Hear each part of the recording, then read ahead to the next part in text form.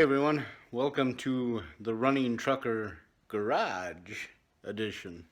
Yeah, my job's never done, even when I get home, but my wife and I were out this weekend, went to church, and it was like 40 below, or 30 below, and we had some friends with us, and all of a sudden the windows started freezing. Well, it's warm in here, but we lost the defrost into the car here. So I'm pretty sure it's one of these actuators. So we're gonna change that out. It's the one that switches from the to the floor to your center vents to the defroster, but we're going to I got to dig into it and see what the problem is, but I'm pretty sure that's going to be what it is.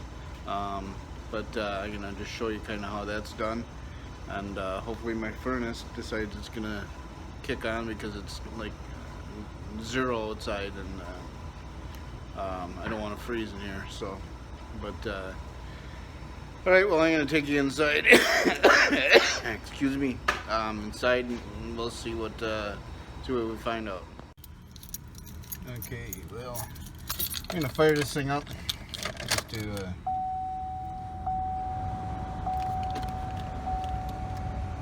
where the heat's coming in. We got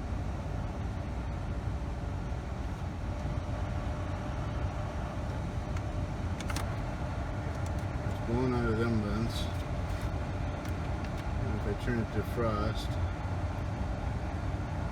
it doesn't do anything. It just stays here.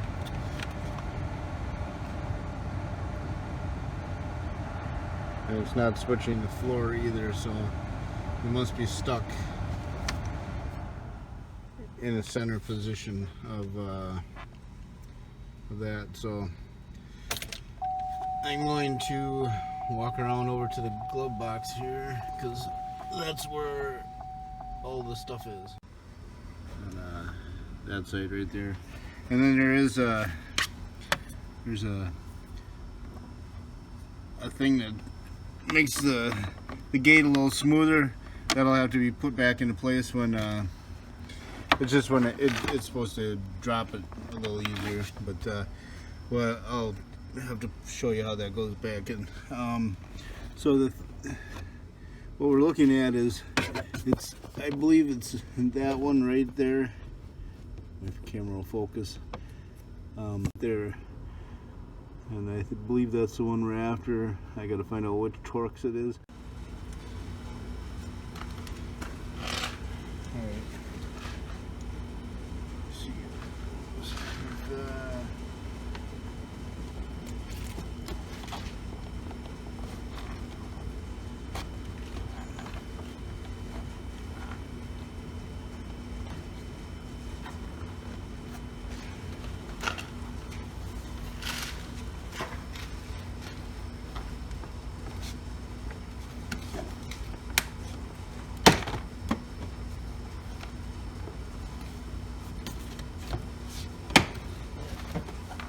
Make sure it drops all the way down, and then you can pull it out of these slots, pull straight up out of it.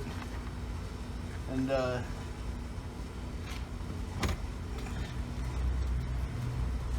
this device, this is a 2011 Chevy Traverse, and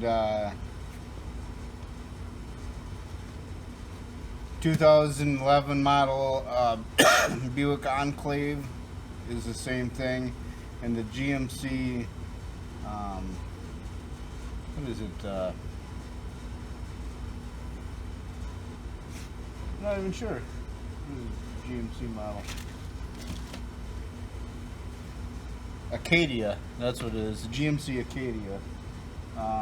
Yeah, and that's these years. I think they started around 2008 with this body style, and go to, I think it's still, this is the same body style. I think there's some changes, but this is for the 2011. So I think this panel down here, I'm going to drop out of the way too. I think that'll give me a little more room to get up from underneath here. So I'm going to take that out next.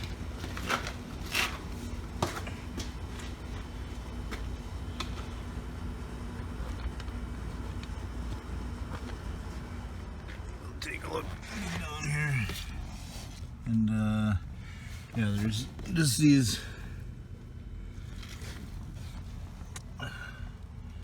Gotta get a screw. There's these clips here. You can see that. And I am gonna have to get a wrench.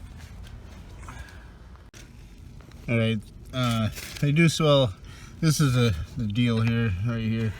They do sell specialty tools. I just happen to have a screwdriver here with a little V in it. And what you need to do is just get up underneath it. See if we can get some leverage there. That pops that out. And then you pull it out like that. And then when you replace it too, you'll just put it back in there. And then slide this tab back up in there. I think we got another one over here. Sorry about this, is kind of tight quarters. You can use a screwdriver too, but you're gonna probably mar it up a little bit, and this kind of just makes it a little bit nicer. Don't lose them. So this thing should just drop right down. There's this is your blower fan too. So if you ever need to access that, your blower fan is right here. And little insulation, that's nice. There.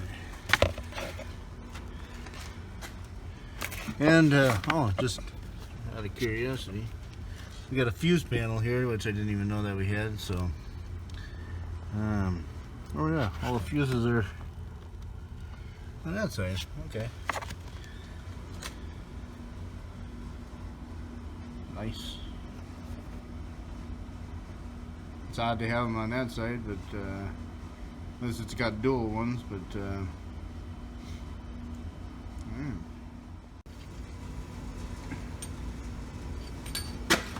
Alright.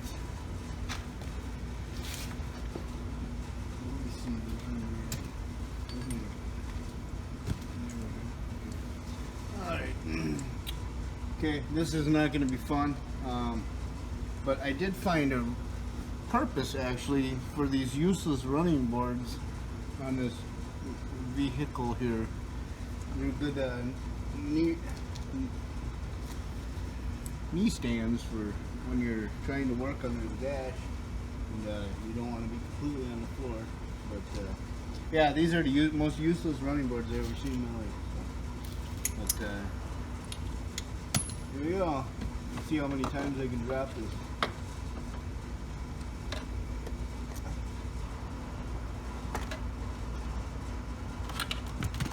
One.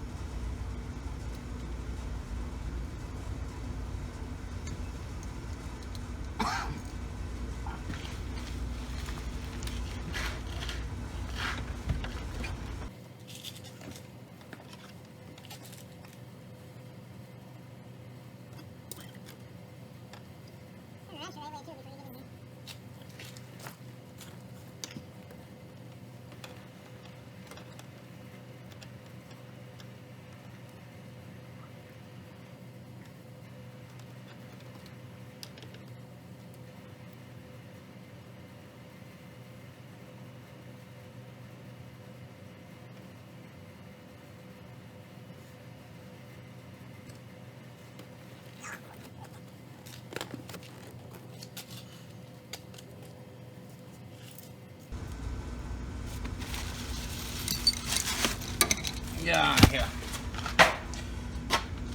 Another thing. This is a T15 bit that you need for that. Of course, that's not. This is the only one I have, and my set that I have for a 1/4 inch drive, the one T15 that I should have, I don't have. So I have to improvise with this because I'm not going to the store.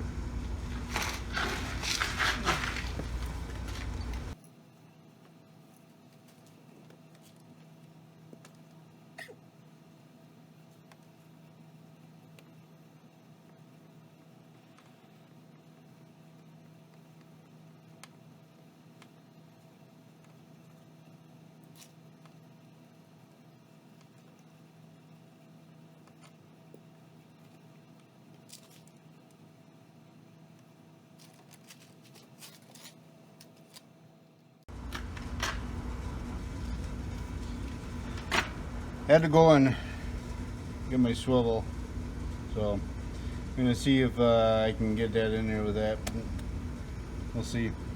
It's really tight, and yeah, this is in a really bad spot, and I do not want to take that dash apart, so we'll try it this way.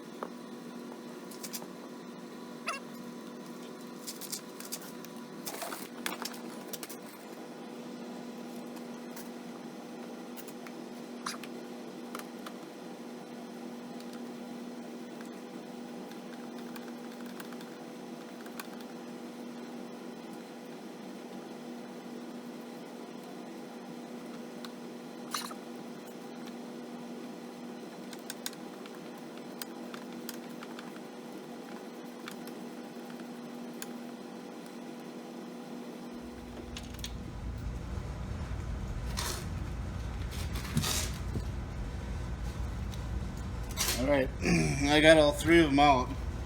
I think the best way was, I had, once I moved out here it was a lot easier. I just had two big long 1/4-inch extensions, and I had, if I would have had my actual T15 1/4-inch drive, it would have been a little bit easier, but I got this one shoved into a 1/4-inch socket. Well, then it keeps wanting to fall out. But and then I took a I took a cowl magnet and I stuck it on there, and at least that magnetized it, so I was able to keep them screws from falling back behind that panel. Luckily, my T15 fell behind there once, and I was able to take or pull the panel out enough, get a magnet behind there and grab it. So, but we're free. Let me get you in here a little bit. Okay, so this was the plug here, and that was that goes right here in that slot right there. I'm gonna make note of where I think that position is. We're in position 1. I think that's what that means.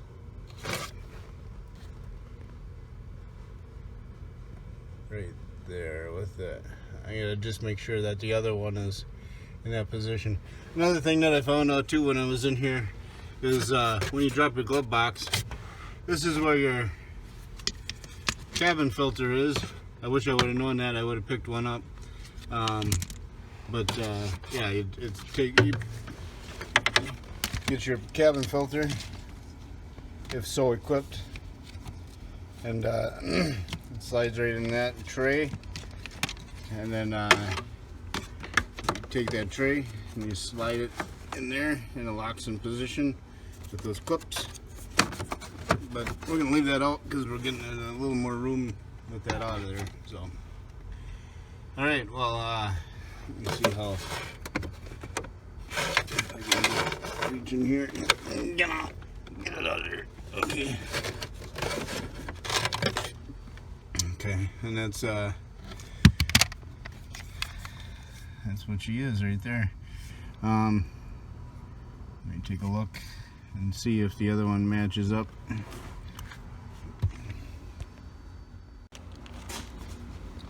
I opted to, this one looks like the right one, I just matched it up. But I decided to get the AC Delco one because those don't fail, right? Because I'm changing them. So, but this is the GM number for this. And I got it at Rock Auto. They had the GM parts. They had a couple other ones that were a little bit cheaper, like $10 cheaper. But I'm going to just go with the AC Delco part. That's the part number 159-20864. And it's made in India. India, Detroit, Michigan. Alright guys, before I even put the screws into place, I turn this on just to make sure that it runs. So I'm on, okay, you can see the,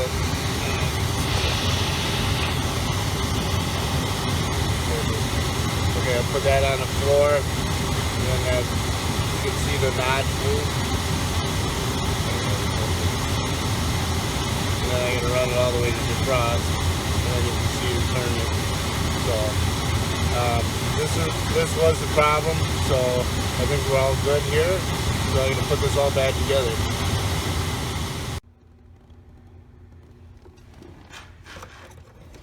All right. Well, that I got all back together. It should be. This is a piece that fell out on me and I didn't know it, but this is just helps the door go slower when it comes back down. So it just, there's a spot right there that you can stick that in and slide it in there, and then this will latch onto the glove compartmente. So, and yeah, right on the side here it'll hook right there.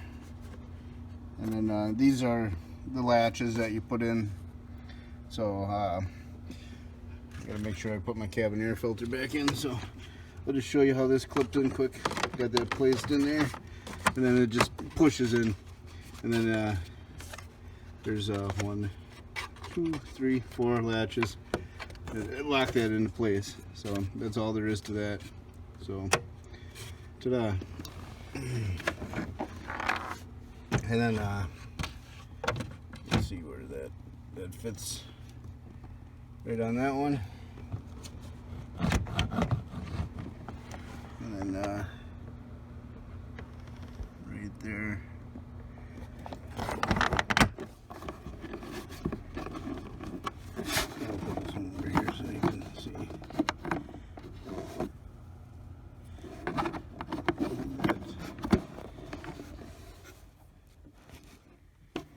It goes in the longer part on the bottom, and then just flip it counter or clockwise. Then the same on this side.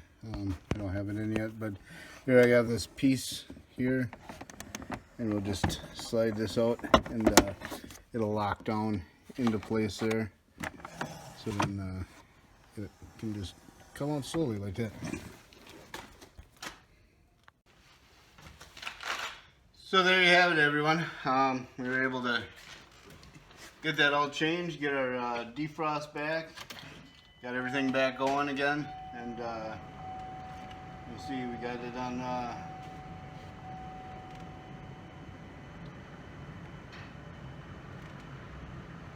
that's on here. We got that blowing, and it switches the floor. Yep, that one's right.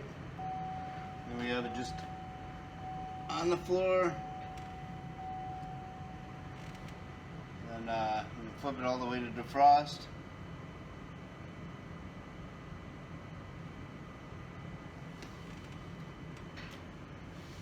And it switched up there. So That's great.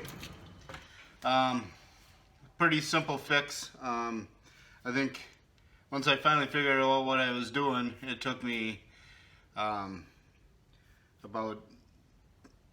15 minutes to put it all back together. It only took me about 6-7 minutes once I knew what I was doing. But so we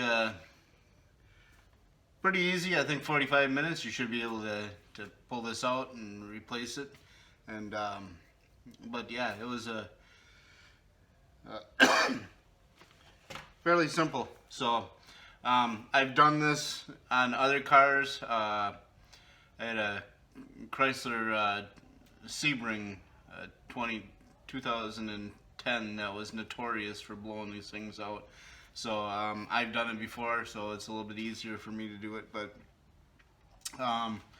it's still pretty simple. So I just hope that this video will help you kind of figure out what you need to do to change this these actuators.